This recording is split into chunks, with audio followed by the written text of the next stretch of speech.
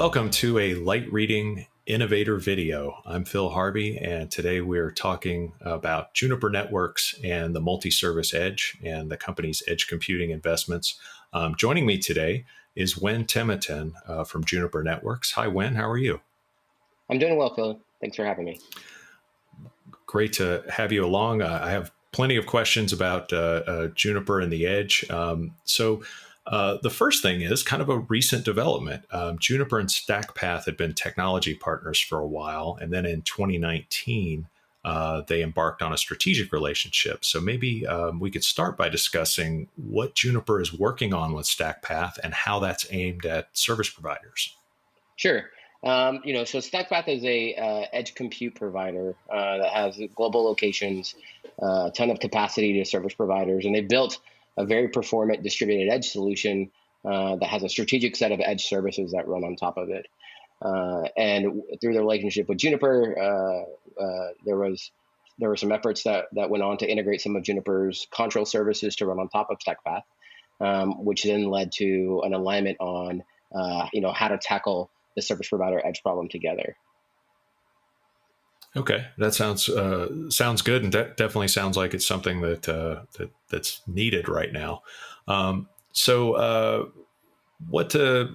we're talking about the service provider investments at the edge, Juniper is fond of saying that it helps service providers monetize the edge. How exactly does it do that, and how does it help service providers sort of protect their edge investment?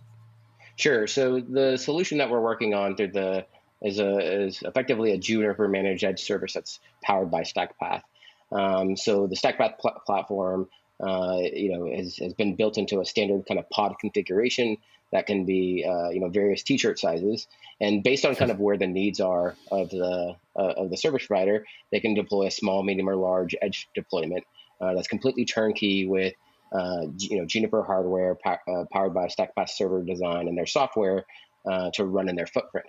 And because of the edge services that StackPath runs, including the CDN, there's a revenue share opportunity for the service providers. So they don't have to kind of chase that field of dreams approach of build it and they will come. They can build an edge platform, and day one, there's a service that's running there that's driving bandwidth, and they can start to see revenue from. And as they evolve their needs and how they want to monetize their edge on their own, the StackPath platform is fully API driven, and they can integrate with that API and monetize and sell additional services on top. So it allows them to start to see revenue day one and then grow that revenue over time based on where they're going. Okay, so the StackPath relationship helps Juniper go to service providers and say, don't just build out infrastructure, but you can actually build out with the intent of offering a service right away through the partnership, and then layer on new services, as they become commercially necessary, sort of in the space. Is that about right? Yeah, and considering the edge is going to be an evolving story. A lot of people like to talk about kind of like what the next generation services, whether it's low latency AR type use cases or IoT drone type use cases, leveraging 5G infrastructure. It's such a significant deployment. It's going to take some time before the infrastructure is there. So having kind of this evolution approach of how you can start to see revenue and monetize it allows them to kind of grow over time.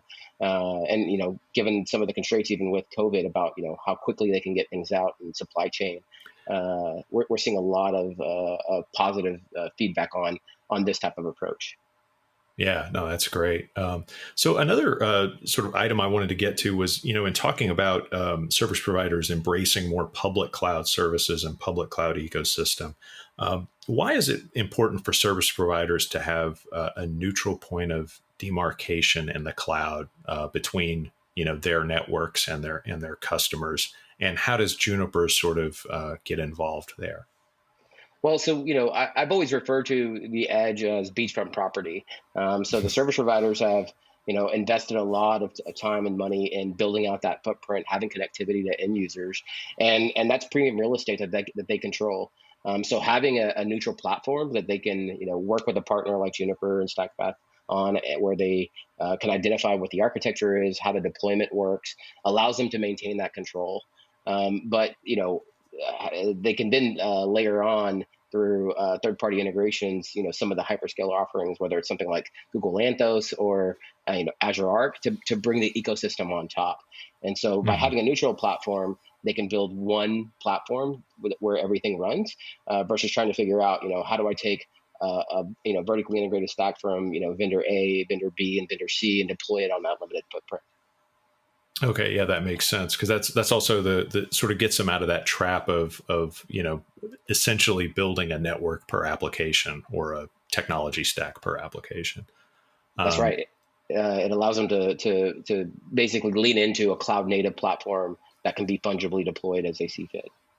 and how does this all relate to because another sort of thing that Juniper talks about a lot is that service providers are building the 5G ready edge. I think that's how it was. The 5G ready edge cloud, I think, is the phrasing. How does this all sort of come together when we're talking about the context of 5G being deployed? Sure. So one of the requirements within a 5G deployment and multi-access edge compute is having a platform that is cloud first or cloud native. So the ability to take traditional hardware appliances and run them in a cloud native way on the platform. And while that's a very ambitious transition that they're trying to make, the platform that Juniper and StackPath are providing allows for a better evolutionary model through the support of virtual network functions and cloud native all on the same platform. So they can build a platform today that can evolve over time to fully cloud native and run, whether it's the 5G core or 5G RAN infrastructure on top of the solution. All right, fantastic. Wen, thanks so much for walking us through that and for giving us an update on Juniper and edge computing. All right, thanks, Phil. Thanks for the time.